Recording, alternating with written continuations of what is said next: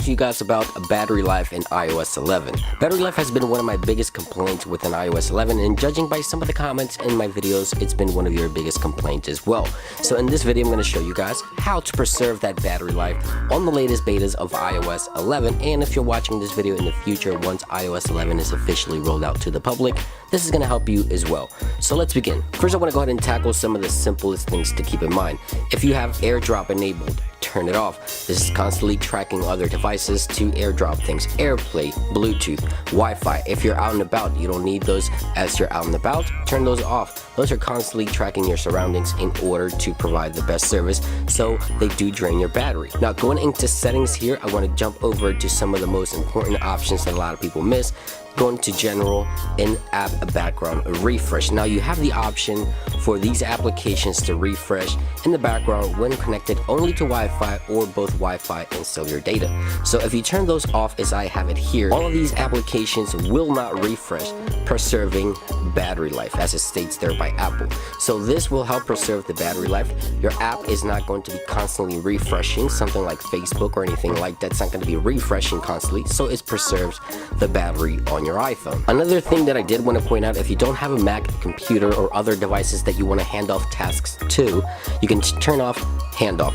This feature is constantly tracking Mac and other devices that are Apple iOS devices connected to your iCloud to hand off those tasks. So if I'm using Safari on my iPhone, it's constantly looking for other iPads and Macs to just kind of continue that task on that other device. Turning off handoff definitely improve the battery performance on your device. If you go into the cellular option here and scroll all the way down, you want to make sure that right here where it says iCloud Drive, as you can see here stated by this option, when not connected to Wi-Fi, use the cellular network to transfer documents and data. So even if you're connected to Wi-Fi or not, this option will be transferring files to your iCloud Drive to keep them updated, but at the same time it's going to waste your battery and your data. So usually when you're home, you're connected to a power source, so if you disable it, it will only do it when you're connected to Wi-Fi, improving the user experience and also improving battery performance. Next thing I want to talk about is photos. Now these options, I hardly ever use the cloud for photos. My photo stream I don't really use, iCloud photo sharing, I don't use these things, especially the cellular data option here. This option, if you toggle this off, it won't be transferring your photos to your photo stream or anything like that, or your iCloud photo sharing while being on your data connection, only when you're connected to Wi-Fi. And again, usually when you're connected to Wi-Fi, you're at home, you have a power source, but I would recommend cellular data be turned off unless you want those photos to be transferred over the air using the network connection.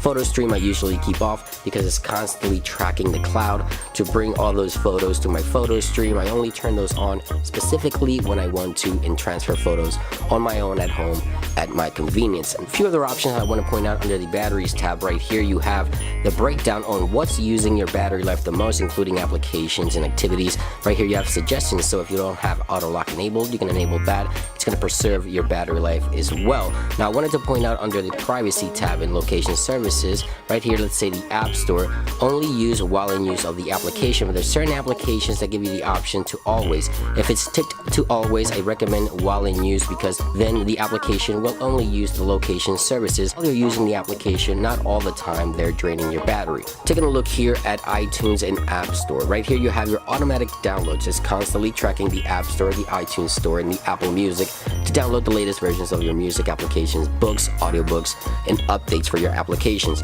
I turn all those off because they're constantly being updated. Now a lot of people enjoy those updates, they don't have to go do them themselves.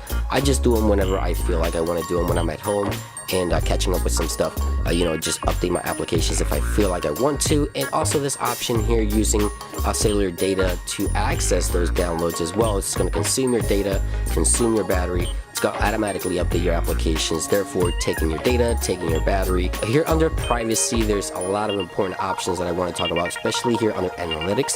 Right here is everything that's sent to Apple, whether you know it or not. In some cases, a lot of people don't really know. Right here, improve all these improvements to share iCloud analytics. This is going to help Apple and developers see what's going on with their applications, with the software, and this is sent automatically without you knowing, and then Apple can go ahead and fix those issues in order to give you a better user experience. Jumping over to the location services options here. Now this option here is very picky because you have to know exactly which ones to turn off. Of course, you don't want the Find My iPhone option turned off. You want to keep that on in case you lose your device. But location-based alerts, that's going to be like Amber Alerts or emergency alerts for weather, things like that. I turned that off.